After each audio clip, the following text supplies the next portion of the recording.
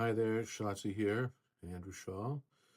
Welcome to the 8th installment and possibly final installment of this portrait of Albert Einstein, trying to emulate and make it look like Rembrandt could have done it, or at least in the style of Rembrandt. Now decide to look at some other areas other than the face, particularly his hand holding that pipe. Haven't really touched that in several installments. Just going to try and fine tune a little bit, at least bring it up to the level of detail that the face is at, so it looks like it, they fit together.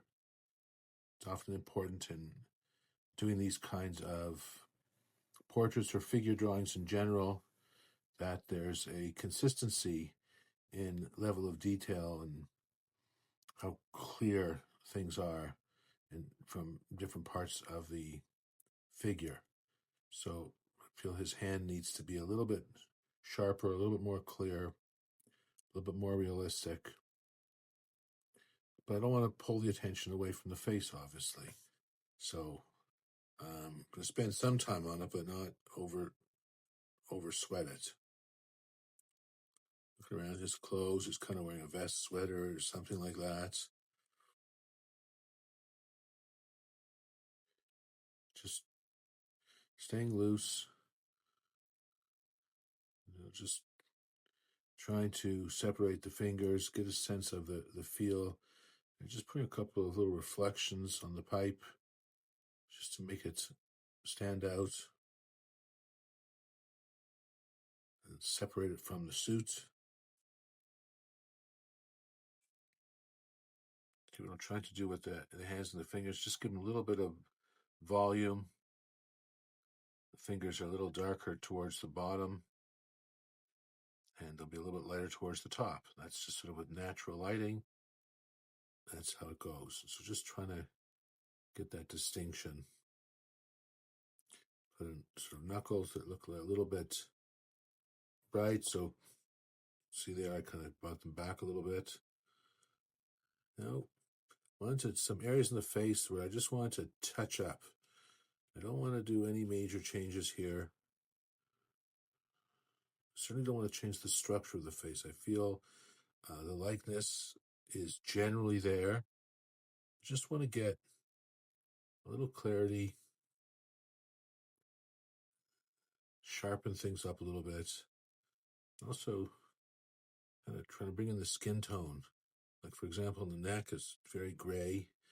It is cooler, but it needs just a little tiny bit of pinkish to help make it look more connected to the rest of his face. See, kind of going over the hair. Can be very, very, very loose.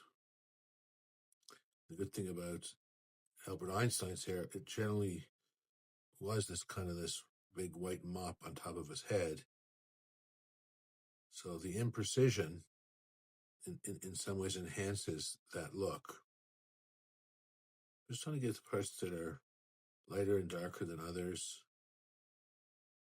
Even though his hair is all one color, you can see that representing it requires a wide range of tone and value, as well as different color. The gray can be made by combining colors, complementary colors, like blue and orange, for example. Red and green are complementary. They would make kind of grayish. I did this mostly from a blue-orange. Back to his suit. Just trying to get everything looking a little more realistic. Adding some lighter spots. I may want to pull those back a bit at some point. Just moving around his forehead, all around his face. Gonna blend a little bit. Just gonna fine tune the values. Bring in some really light areas to help give his face more dimension.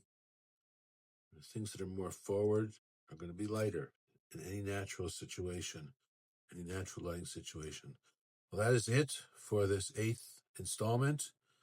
I'm probably done here. I may do some minor touch-ups, but otherwise, thank you for watching, and look forward to our next project. Bye-bye. Thanks.